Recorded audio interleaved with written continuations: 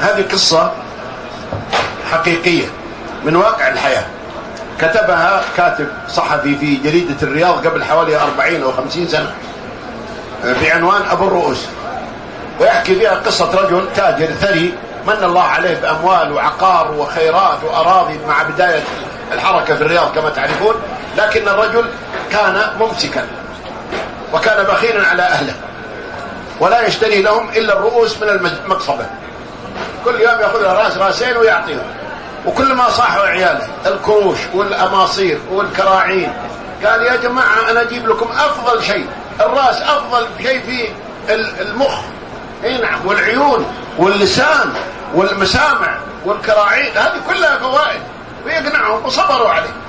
ومرت الأيام وكان يملك نصف منفوحة أراضي وبيوت، وهذا من الأخطاء التي ننبه عليها والتي سقط القصة لسببها، وهو أن بعض الآباء يرزقه الله فيبخل على أولاده ويريد أن يسعدون بعد وفاته، وهذا خطأ. عليك أن تسعدهم وأنت حي علشان يحبونك ويلتفون حولك ويبرونك، إنما تمسك الأموال حتى تموت يفرحون بموتك ويقولون راح الله لا يرد هذا الشايب اللي كان محارمنا من الخيرات، فأنت أخذك عليهم وأنت حي. هذا الرجل يوم من الأيام كان يبحث عن أجرة لشقة في منفوحة، وأدركته الصلاة فدخل يصلي وما وجد المستأجر، وكان يمشي دائما ما يلبس إلا شبشب، هذا أبو 4 ريال، ولا يركب سيارة، يدق كعابي من طرف الرياض لطرفه عشان 10 ولا 15.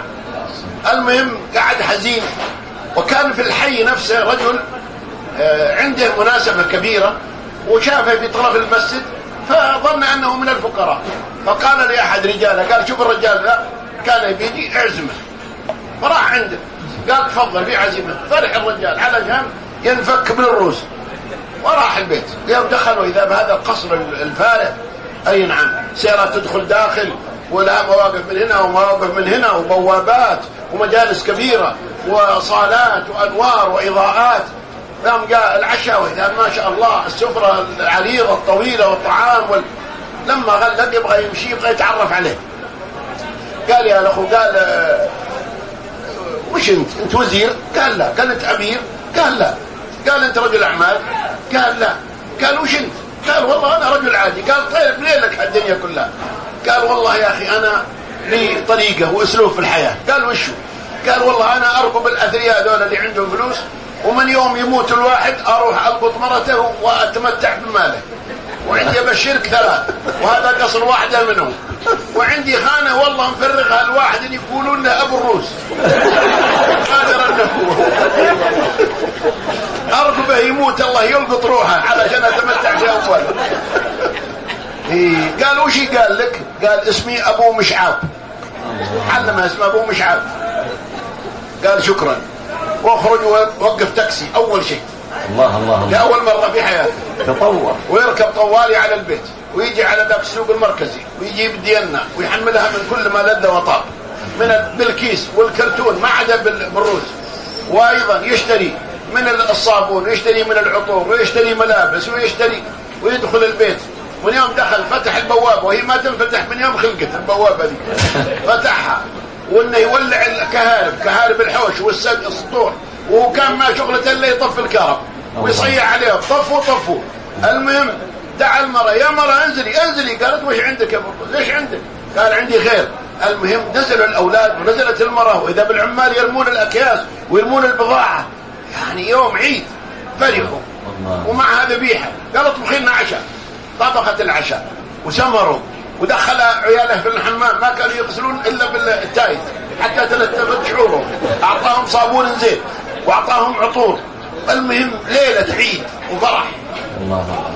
لما تعشوا وسمروا عنده صندوق تجوري داخل غرفه النوم، فتح الصندوق التجوري طلع ربطه 10,000. قال اعطى المرأة، قال هذه مصروف الشهر، هذا مصروف جيب. الله. ودع الاولاد، الاول قال هذا 1000 مسحه بكره، وهذا 1000 وهذا 1000 وهذا 1000، كلهم التفوا عليه. الاولاد ابويا الله يطول عمرك يا ابويا، والبنت يا ابويا الله يطول عمرك، وذاك يسلم عليه وذاك يبوسه، والمرأة مثل الغزال ترقبه يدخل الدار وهي ما ترقد معه، ريحته مقرفه ما يلبس. المهم لما ضبطت الدنيا ودخلت الغرفه وارادها وهو قد تغسل وتنظف. قالت له اسالك بالله يا بروس ايش اللي حصل في حياتك؟ الله. ايش اللي غيرك؟ قال الجواب عند ابو مشعب.